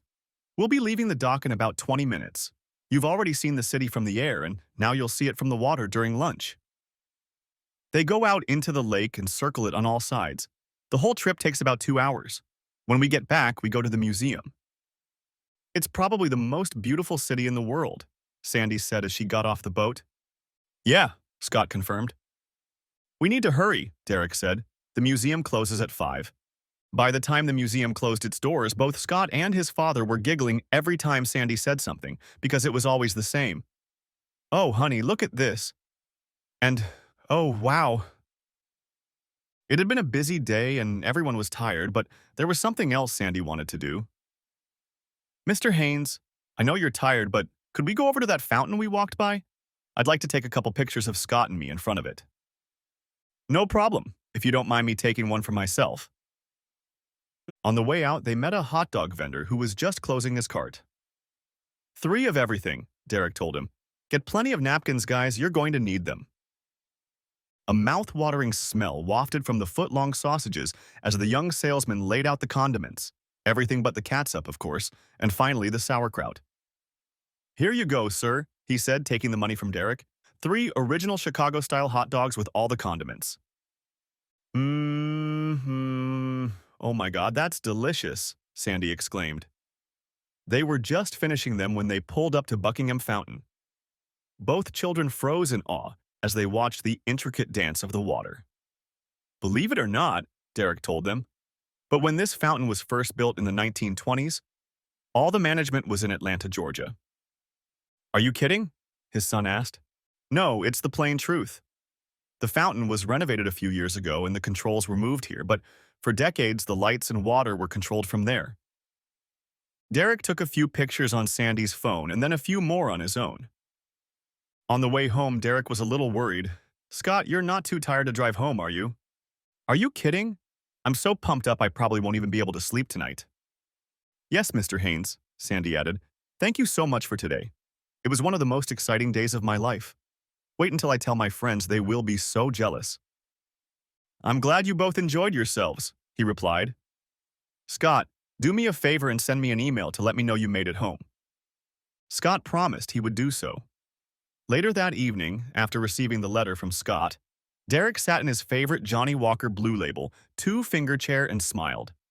As much as he hated his ex-wife, she had done a great job raising his son. The next day, the smile couldn't be driven off his face with a crowbar. Amy knew there was only one thing that could cause such a wide smile. "Did you see your son again over the weekend?" "I spent all day yesterday with him and his girlfriend. They really are two great kids and seem to get along great with each other." "Do you foresee becoming a grandfather?" "That would be great," he replied. "Hey, Amy, do you think it's too early to buy your grandson a car for his first birthday?" He joked. "A little," she replied with a chuckle and went back to work. Over the next few weeks, Scott and his father corresponded via email. It was mostly small talk, mostly on Scott's part, keeping his father informed of daily happenings until Scott saw an opportunity. "Hey, can I come over on Sunday?" "Sure, will Sandy be with you?" "No, she picked up some kind of bug. Her parents took her to the doctor yesterday. He said it's contagious, so she's asking me to stay away until it goes away." "Oh, I'm so sorry. I hope it's nothing serious." "No, he gave her some medicine and said she'll be fine in a few days. She sees a lot of people at work all the time. That's probably where she caught the disease." "You're welcome, Scott. You know that." This time, Scott didn't tell anyone he was going. Not his mom, not Sandy, not anyone. He had questions, and he wanted to have a serious talk with his father. Derek guessed from the tone of the letters that there was an ulterior motive for this visit, especially since Sandy wouldn't be with him. He prayed it wasn't bad news. When Scott pulled up to the house late Sunday morning, Derek didn't know what to expect. He poured them both lemonade and then went out to the terrace and took their seats. He waited for his son to speak first. "You know, I don't even know what to call you. All this time I've avoided calling you anything else." "What do you want to call me?" "Well, you're my dad. Do you mind if I call you that?" "Mind? Hell no, I don't mind. I'd be honored if you called me Daddy." "Okay, well, can I ask a personal question?" "Sure. It's pretty obvious that you're not married, but have you been, after Mom?" "No, I never got married." "Is it because of Mom? Because of what she did?" He really didn't like talking about his ex-wife, but he wasn't about to dismiss his son's questions. "In part," he said. "You read that newspaper article, but it doesn't fully reveal everything I was feeling at the time. I was in complete turmoil. I had been seeing this therapist for a little over 5 years. If it wasn't for him, I don't know if I would have survived." Anyway, when I finally pulled my head out of my ass, a job as a sales rep came upon me. It was an incredible opportunity, but it required a lot of time and work at first. By the time I felt ready for a new relationship, I had discovered something about myself. I was enjoying my single life. I was free and could do what I wanted and when I wanted. I was dating, still date, but every time I started to get serious about someone, I thought, why? I'm enjoying my life the way it is. Why change anything? Who knows, maybe I'll meet someone and decide it's worth changing for her sake. But so far it hasn't happened. For a few moments, Scott sat there without saying a word. He seemed to be deep in thought. Sandy and I have been dating for about 3 years now. I always thought we'd get married, but now I'm starting to doubt it. Look what Mom did to you. Look what she did to me. She lied to me my whole life and I never knew it. How do you realize someone is really who you think they are? Her son's anguish suddenly became very clear. Scott, I can't answer that question. Some people can put on a facade and deceive you, others change over time. But there are millions of people who are very happily married all their lives. Amy, my secretary, and her husband will be celebrating their 25th wedding anniversary this year, and you have never seen two people more in love with each other. There are two types of people in this world, Scott. Those who are afraid to take risks, and those who are afraid, but don't let it stop them. I think that when life comes to an end, those who let fear hold them back should look in the rearview mirror and wonder what their life would be like if they had only taken more risks. Don't be one of those people, Scott. Do you love her? Yes, with all my heart. It's just that lately, I don't know, I keep thinking about what Mom did to you. Scott, there are no guarantees in this world. If you stand around and wait, life will pass you by. I enjoy my life, but it certainly isn't for everyone. If and when I feel like stepping forward again, I won't hesitate. Really? Yes, really. If you love her and she loves you, and she does, I can see it in her eyes every time she looks at you. Don't let the fear of the unknown keep you from a happy life. Scott sat in silence again, mulling over his father's words. I guess you're right, he said at last.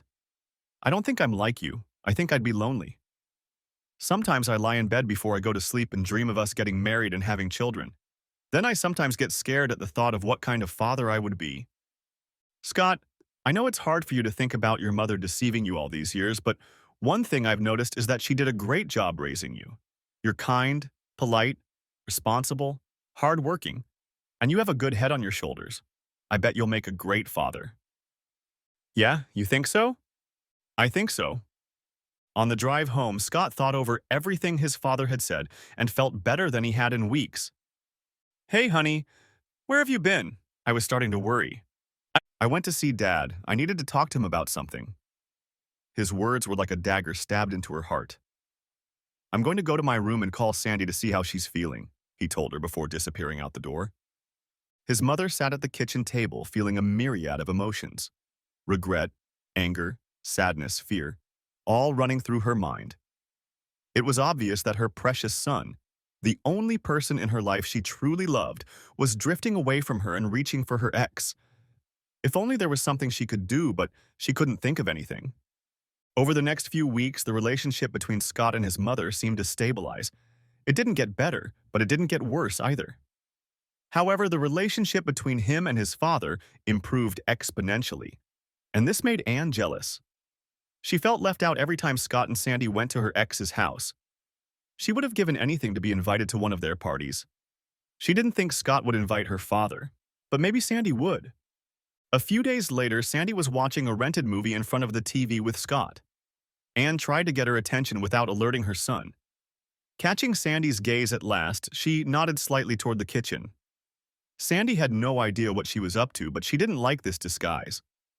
Nevertheless, she told Scott she would be right back and got up to see what her future mother-in-law wanted. As soon as Sandy entered the kitchen, Anne waved her into the far corner and lowered her voice almost to a whisper. When are you two going to Derek's again? Sandy lowered her voice as well.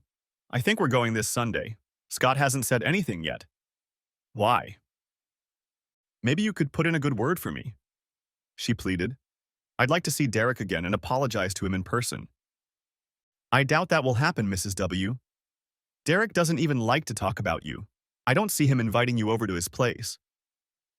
It wouldn't hurt to just ask him, would it? Just do it when Scott's not around. I don't think he'd like that. Mrs. V, I'm not hiding anything from Scott. I'm not doing it. What are you two up to? Scott surprised them both. Your mom wants me to ask Derek if he'll invite her the next time we go to his house. Scott looked at his mother. Forget it, Mom. I wouldn't insult him with even a question. I just want to apologize to his face, that's all. Mom, your apology means nothing to him. Not after what you did. Okay, it was just an idea. Yeah, but I'm starting to feel like I have a real daddy. You're my mom. And even though you've lied to me and kept it from him all this time, I still love you, but if you somehow mess up my relationship with him, I'll never talk to you again. Son, please don't say that. I can't stand it. Then stay away from Daddy. Anne realized two things from this conversation. First, her son was still very angry with her, and second, she couldn't count on Sandy as a reliable ally. She felt more alone than ever before. That Sunday, Scott and Sandy did go to visit Derek and had a great time as usual. Later that week, Scott received a call from Sandy during his lunch break. This was unusual. She rarely called him during the day. Hi, honey. How are you doing? Hi, Scott.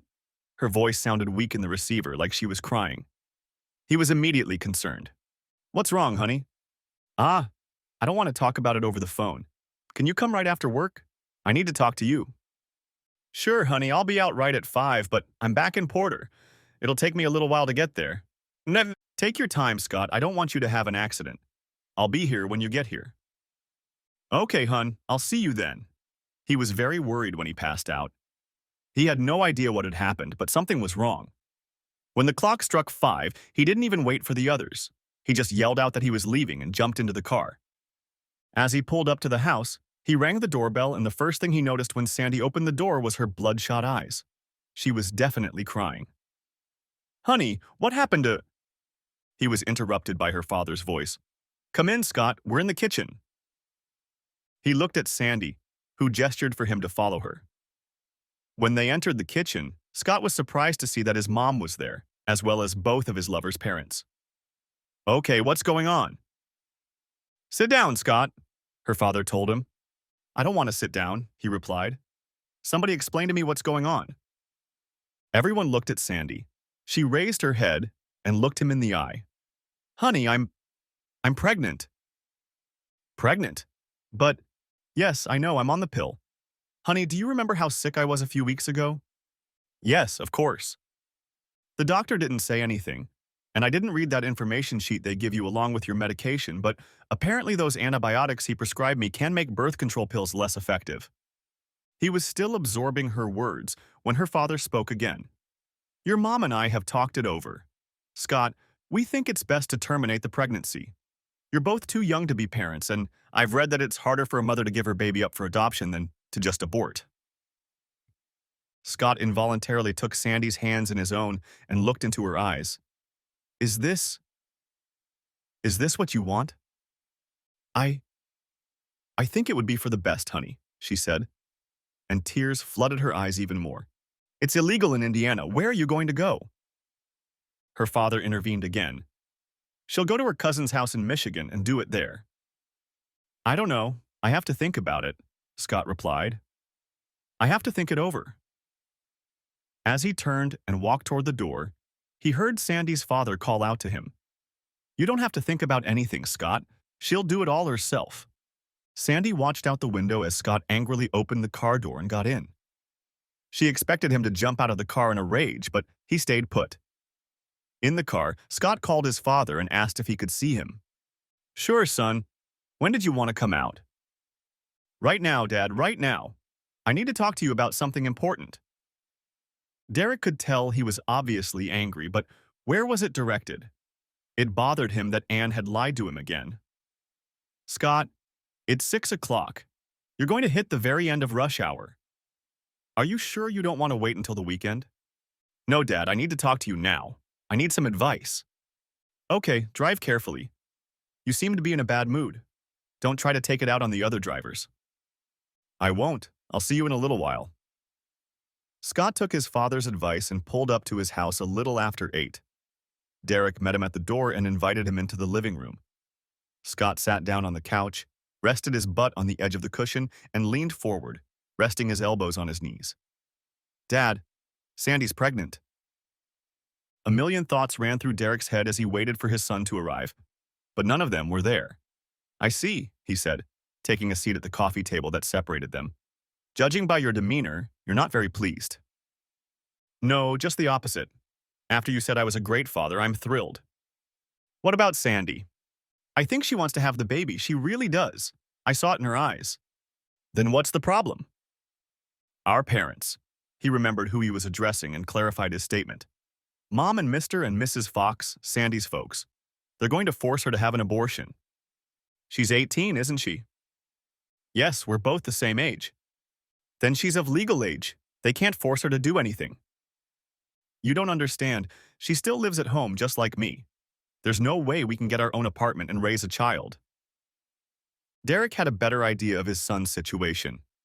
"Scott, that roofing job you got is what you really want to do?" "Hell no, but there's not a lot of work around here. I guess I could get a job in the steel mills. That's probably what I'd have to do, but God, I hate to even think about working there." "Have you never thought of going into sales?" "You mean selling cars and stuff?" "And that sort of thing," Derek replied with a smile. "I don't think I'd be good at that." "Why not?" "I just don't know what to say. In high school, we used to do role-playing in public speaking class. I had to sell a red pen to another classmate. When she asked if I could buy a blue one, I said I didn't know. The teacher told me that I should have asked for the sale by saying, 'Would you buy it if you could?' I didn't know what to answer." Derek cringed at the ridiculous sales technique. "Your teacher didn't know either. If you want to learn sales, I'd be happy to teach you the right way. It's not easy, Scott. You have to work hard and learn a lot, but if you're good at it, it can be very profitable." Sales has 3 main steps. First, training. You have to know every product in your product line inside and out. Know all the pros and all the cons. Then do the same with your competitors. Know their products as well as you know yours. The second step is a question and answer session. Never sit down with a potential customer and start selling. You start with questions. You sit down across from him because he has a need. Find out what that need is. When you've done that, you're ready for step 3. Explain how your product will fulfill his need. By no means lie to him, just point out how your product will solve his problems. If you succeed, you've made the sale. Scott considered the possibilities for a moment. "Do you really think I can do that?" "I know you can." They talked some more and worked out a plan to teach Scott sales skills. The first session dragged into the night and he stayed overnight. The next day, Scott was sick. The second time, he called Sandy. He made sure she was alone and asked if she really wanted an abortion. She cried and answered, "No." "That's all I wanted to know," he said. "Don't worry, honey, it's going to be okay. I'm at Daddy's right now. I'll be home in a couple days." Scott spent the entire day with his dad on sales calls. After each call, Scott asked the right questions. Derek could tell that his son had already grasped some of the points and was learning quickly. In the evening, they went out to eat, and Scott had a pile of questions for his father. When they got home, he called Sandy. He was full of confidence and enthusiasm. "Sandy, don't let your parents make you do anything. Everything will be fine, I promise." "But Scott, what about us?" "Trust me, honey, please, and whatever you do, don't have an abortion." "But Daddy is really pressuring me. What am I going to tell him?" "Just hold him off. I'll talk to him myself as soon as I get back." "Are you still at Dad's?" "Yes, but I'll be back tomorrow night." Scott spent the next day with his father again in sales talks. He was in awe of Dad's sales skills. He always knew exactly what to say and when to say it. He was shocked when Derek convinced the sales manager of a large sporting goods store that Leicascopes and binoculars were worth the extra cost. At dinner, Scott told his father that he would be heading home right after the meal. "Sandy is putting off talking to her parents, but I know her dad. Eventually, he'll tell her to take it or he'll kick her out of the house. I'm going to go right over there and talk to him." "I'll go with you," Derek said, shocking his son. "Tonight?" "Yes, I've devised a plan for you kids that I hope will make him change his mind." "What kind of plan?" I'll tell you on the way there. Can you come back here after we talk to them? I'd like you to spend a couple more days with me. You're a quick learner, but you still have a lot to learn. Scott agreed to come back after talking to Sandy's parents. On the way, Derek laid out his plan for his son and fiancé. It was almost 7:30 when they stopped in front of the Fox's house. Scott felt good and laughed when he saw the shock on Sandy's face when she opened the door. "Mr. Haynes, what are you doing here?" "Hi, Sandy," he replied. "I came to talk to your parents. Are they home?" Yeah. Who's there?" They heard her father's question from the living room. It's, it's Scott and his father." "His father? Well, let them come in." When Derek greeted them as Mr. and Mrs. Fox, Sandy's father told them to call them John and Lisa. After introductions, everyone retired to the kitchen where Lisa made fresh coffee. Conversation was low-key until Sandy poured everyone a cup and Derek explained the reason for his visit. Scott immediately recognized his father's sales technique as he began the conversation.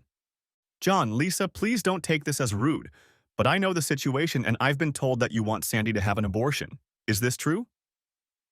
It was clear that John was the head of the house. Lisa remained silent as her husband carried on the conversation. "It's true, Derek. There's no way those two are going to be able to support themselves and the baby." "Is that the only thing you're worried about, the financial situation?" "That's the main thing. And I also think they're too young to get married." "I can tell that you both love your daughter very much and only have her best interests at heart. I also believe that if you had a grandson, you would love him to bits. Am I right?" "Yes, of course, but Derek..." "Please, John, let me finish. I don't know how much you've heard about my situation, but I've been without a son for almost 18 years now. The sense of loss I felt at first was unbearable. I considered ending my life more than once.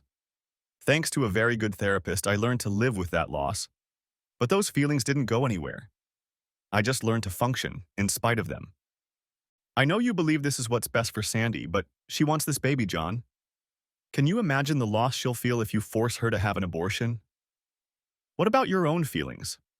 I can tell you from experience, you'll always be thinking about the grandchild you never had." "But Derek, Scott makes about $20,000 a year, Sandy even less. Linda and I together make about $70,000. I'm not saying we're broke, but we don't have much left over after the bills are paid. And what happens after the baby is born? Sandy won't be able to work for a while, and that will drive them further into debt. We might be able to help a little, but not much. What will they do?" Scott looked around and realized his father was convincing them, seeing the tears in everyone's eyes, even John's. After discussing it in the car on the way out, he realized that the deal his father had made had come to an end. "John," his father continued, "I don't want to see them fight either. I'm not saying this to brag, but I'm an independent sales representative for a major international corporation. I make about a six-figure sum doing what I'm good at." John and Lisa looked at each other in shock. Derek continued, "I'll rent an apartment for them and pay rent for a whole year in advance. All the utility bills will come to me and I will take care of them. In addition, I will take care of the hospital bills. Scott has been traveling with me on trade deals for the last few days. He's gotten the hang of it quickly, and I have no doubt I can make him a great salesman to get him out of this roofing job. Admittedly, it took me years of hard work to get my way, but I think Scott has proven that he's not afraid of hard work, and I'm sure he'll be a good salesman. What do you think, John, Lisa? Should we give the kids a chance?" No one needed to ask Sandy what she wanted. She jumped up from her seat and broke into sobs, wrapping her arms around Derek and wailing, "Thank you, thank you, thank you." Tears came to Scott's eyes. Lisa was crying too, hugging John. "We can't force our daughter to have an abortion, John. We just can't." "I know, honey, I know," he replied. John looked at Derek again. "Are you really going to do all this?" Without even blinking an eye, John, losing a child in any form is something no one should have to go through. "Then I guess it's a deal then." Upon hearing this, Sandy and Scott threw themselves into each other's arms and cried with joy overflowing throughout the room. After another cup of coffee and constant expressions of gratitude from the grateful host, it was time to leave. Scott asked if they could go to the apartment so he could get some clean clothes. As they pulled into the parking lot, Derek said he'd wait in the car and made Scott promise not to tell his mom that he'd been there.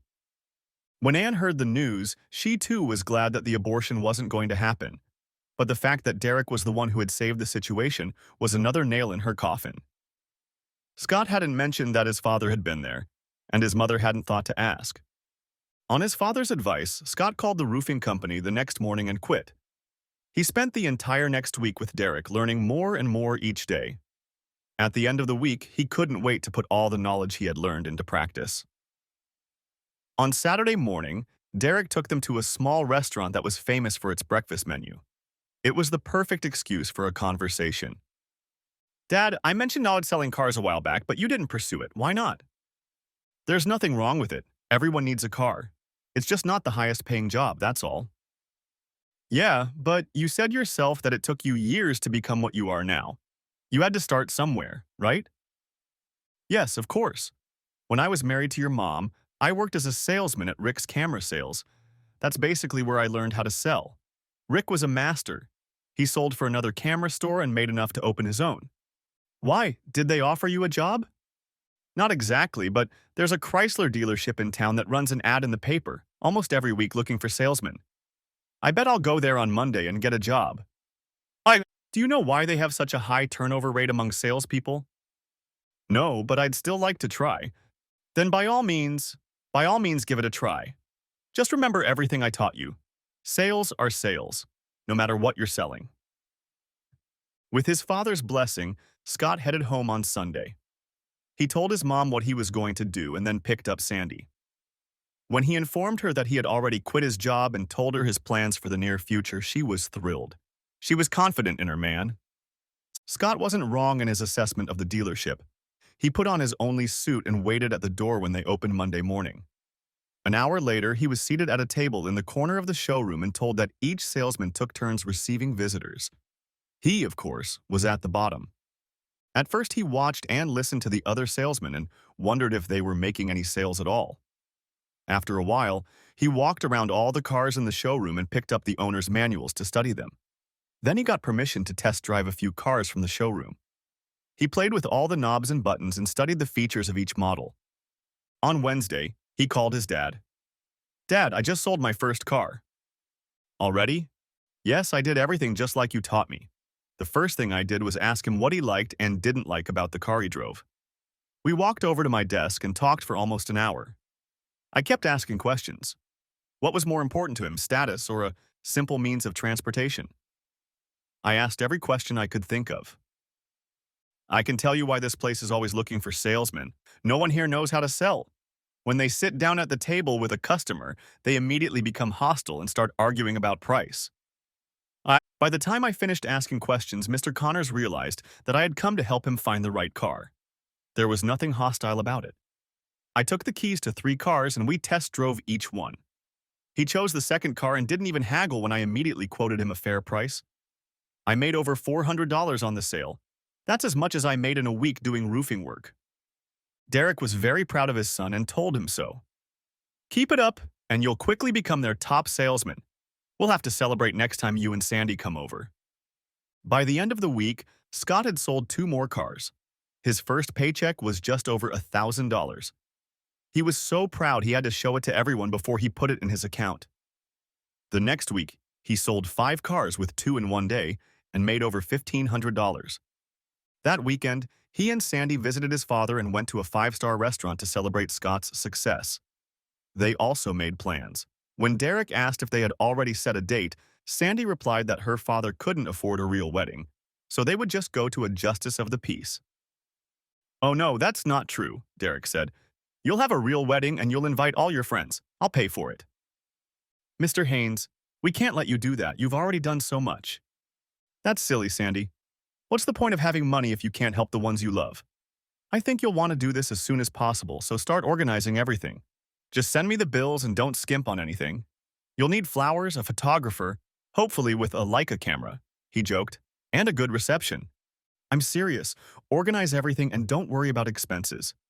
Besides, you'll need somewhere to live after the honeymoon, so scout around and let me know when you pick an apartment. You will need at least 2 bedrooms, and I don't want you to skimp on that. Make sure the apartment is in a good neighborhood and is nice to live in. Send me the information, and I'll take care of the rest. The next 2 months were busier than a gopher in the middle of a wild crowd. There was no problem with the church. Sandy's parents were regulars, and the pastor didn't mind the schedule, but soon a reception hall was needed. Everyone called around the neighborhood looking for a suitable venue. Anne found a beautiful park house with a glass sunroom with plants and flowers. Sandy fell in love with the place as soon as they saw it. There was only one thing bothering Scott. He called his father one evening to give him the latest news, after which he had to ask, "Dad, you're coming, aren't you?" "Of course I'm coming. You, you know Mom will be there too. I can't help but invite her." "Scott, I knew from our first meeting in that park that sooner or later I'd have to come face to face with your mother. Don't worry, I've prepared." A couple of weeks before the wedding, Anne walked into Scott's room and saw the clothes spread out on his bed. "Scott, what are you doing?" "Packing. Sandy and I picked out an apartment and Dad has already paid for it. Sandy will be staying with her parents until the wedding, but I'm going to move in so I have time to get everything ready." That was another dagger in her heart. "What are you going to do with the furniture?" We've already picked out the bedroom set. It's being delivered this afternoon. Dad will pay for everything. Tomorrow we'll be looking for a sofa and something for the kitchen." She could hardly contain herself. "So that's it? You're leaving me?" "Mom, you knew this was coming. Don't worry, we'll be right by your side. The apartment is only 15 minutes from here. You should see it. They have an indoor pool, tennis courts, and a small park with grills. It's really nice." Anne forced herself to smile and said she was happy for him, but she couldn't really bear the thought of not having her son by her side. Despite all the problems she had endured over the years, they were inseparable. For the next few weeks, Anne didn't see Scott or hear from him. Between work and getting the apartment ready to move, he just didn't have time for anything else. By the time the big day arrived, Scott was selling 6 or 7 cars a week, sometimes more. To keep him from getting bored, the dealership provided him with a brand new demo car. Scott waited outside the church and watched with great relief as his father pulled up in front of the house.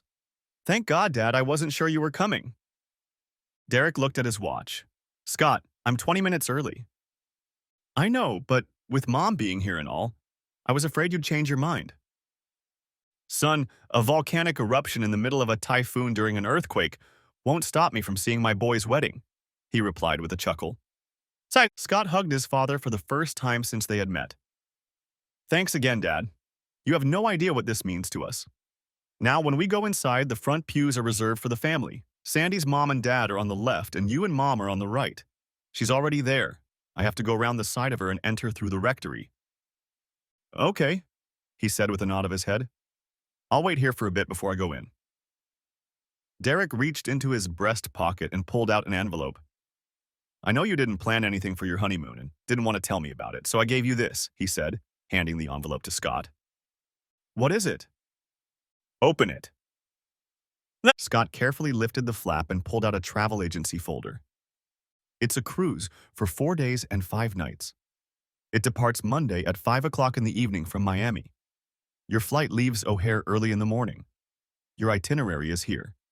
I would have booked you for a week, but all the longer cruises leave on Sunday, and I didn't know if you could make it on such short notice." "Dad, Jesus, this is too much." "Nonsense. Now get over there and marry that beautiful girl." Derek timed it perfectly and sank into the front pew next to his ex-wife moments before the wedding march began. He ignored the first words she'd said to him in 18 years. "You don't miss a beat, do you?" While Derek sat there, nearly undoing the buttons on his shirt from pride, and focused on the ceremony, Anne's thoughts were on something else.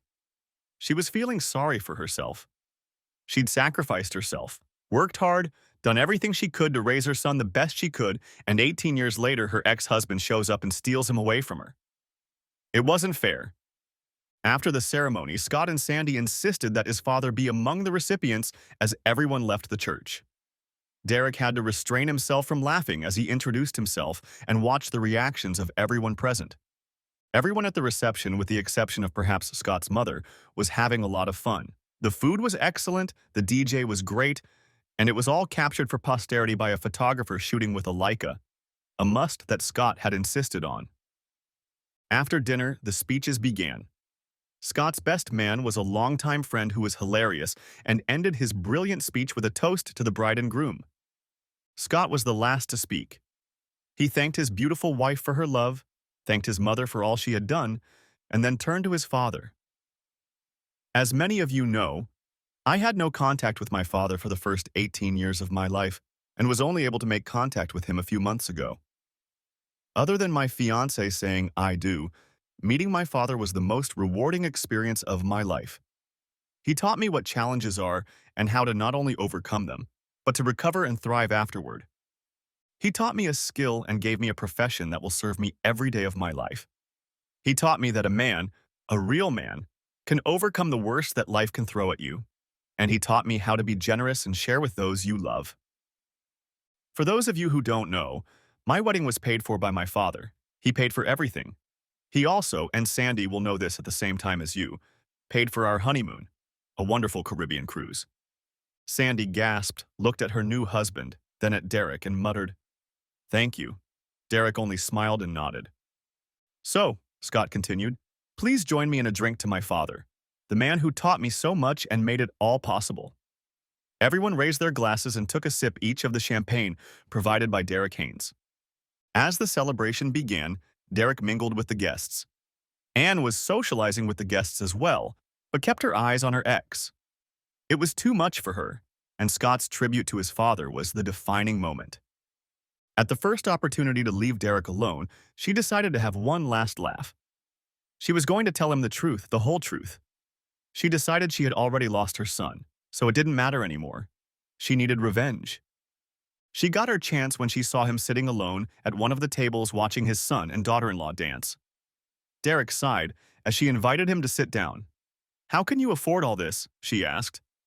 "I make a lot of money," he replied simply. She hesitated for only a second before getting to the point. "It was all for nothing, you know. Scott isn't even your son," she said angrily. Derek just looked at her. "I apologize." "He's not your son, Derek. Jack and I had an affair for a few months before I got pregnant, but we always used condoms. Remember when you went to that big camera seminar for a week? Jack was on a business trip at the time, and Linda and I went out for drinks one night. Do you remember Linda?" "Yeah, I remember her," he admitted. "Well, it wasn't planned, but we met two guys that night and went to her house. We switched partners all night long. A few weeks later, I realized I was pregnant when I had morning sickness for the first time. I prayed it was your baby, but when I did the math, I realized it couldn't be. I got pregnant that night at Linda's apartment. I didn't even remember their names. By then, I already knew you suspected something. I knew you thought I had a boyfriend, and I was afraid you'd do a DNA test after the baby was born. You'd find out it wasn't yours and divorce me. If my family found out I cheated and got pregnant by another man, well, you know my father, he would disown me and I would be alone. I was scared to death. I thought my only chance was to try and convince Jack that the baby was his. He wasn't the smartest and believed me. For some reason, he was scared to death of you.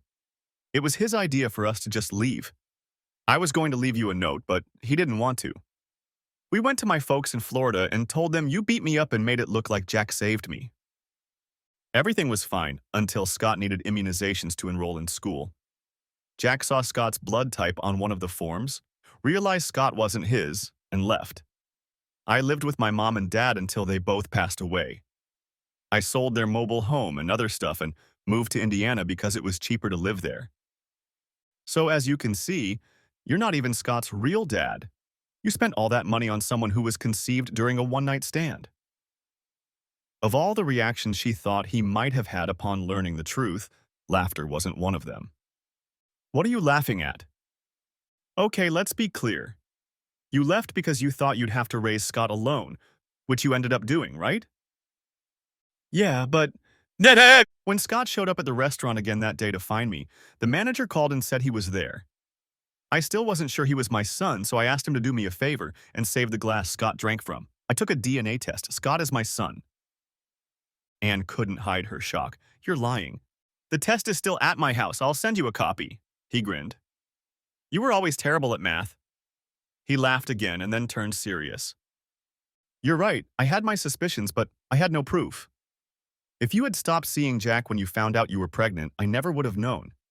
I doubt I would have taken a DNA test, but even if I had, it would have shown that Scott was my son and we would have lived happily ever after. You're right, Anne. It was all for nothing. So that, you know what they say about the good life being the best revenge? I make six figures doing what I love. Last year, I toured Europe for a month. And the year before that, I rented a villa overlooking Koala Bay on Oahu. You could have been a part of all that, but instead I took a friend with me every time. Anne felt a neon sign appear on her forehead. Regret. Regret. Tears flooded her eyes and she jumped up and headed to the ladies' room for a good cry. Derek spent the night at the motel and headed home the next morning. He smiled, knowing that his son and daughter-in-law would soon be enjoying their cruise. Maybe next year, he thought, they could join Demi and me and we could all go on vacation together. Demi was a beautiful woman he'd been seeing a lot of lately. He was going to invite her to the wedding, but unfortunately she worked on Saturdays and couldn't make it. She was smart, funny, and loved life as much as he did. For the first time since his ex left him, he found himself having real feelings for someone. Who knows, he thought, maybe my son will come to my wedding next. As he pulled up to his house, Derek realized how at ease he felt. He walked into the house, poured himself a two-finger blue label, and sat down in his favorite chair. After a little thought, he found himself putting aside his hatred for his ex-wife. From the moment he had confronted them that day at DeMar's and learned that she had not been kidnapped or harmed, he had hated her passionately, but after their conversation, the hatred had disappeared. How can you hate a person, he said to himself, who has done far more harm to herself than you can think of for revenge? She will live the rest of her days watching from the sidelines as our son and his family live life to the fullest with me, knowing that she could have been a part of it if only she had been faithful. He couldn't help but smirk at the thought. The end. Thanks for watching, hope you enjoyed. Subscribe to my channel and watch for the next video.